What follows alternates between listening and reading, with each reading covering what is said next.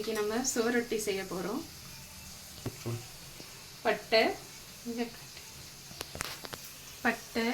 அன்னாச்சி மொக்கு, லவங்கம், கொஞ்சம் ஜீரகம், கட் பண்ணி வச்சுருக்க வெங்காயம் நல்லா பொன்னிறமாக வறுக்கணும்.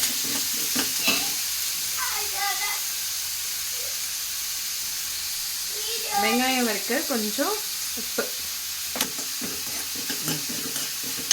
கொஞ்ச நேரம் விட்டு நல்லா வதக்கிடணும். வெங்காயம் நல்லா வதங்கினோடனே ஒரு அரை ஸ்பூனுக்கு இஞ்சி பூண்டு பேஸ்ட்,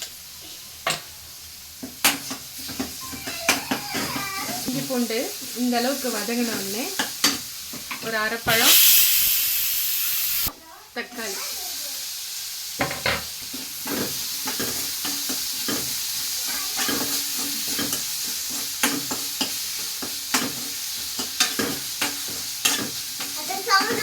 இப்போ மசாலா போடலாம். அரை டீஸ்பூன் மஞ்சத்தூள், 1 டீஸ்பூன் மிளகாய்த்தூள், ஸ்பூன் தனியாத்தூள், கொஞ்சமாக மட்டன் மசாலா, கரம் மசாலா. வேணாம். மண்ணீரலை உங்களுக்கு எந்த மாதிரி வேணுமோ அந்த சைஸில் நீங்கள் கட் பண்ணிக்கலாம். நாங்கள் சின்னதாக தான் போட்டு சாப்பிடுவோம், அதனால் சின்னதாக போடுறேன்.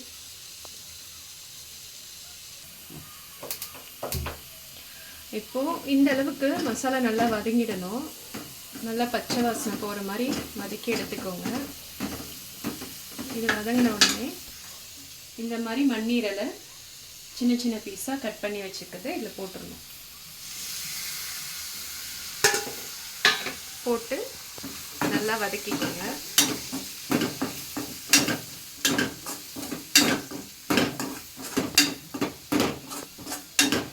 இந்த அளவுக்கு வந்த உடனே ஒரு அரை கிளாஸ் தண்ணி எடுத்து சேர்த்துக்கோங்க.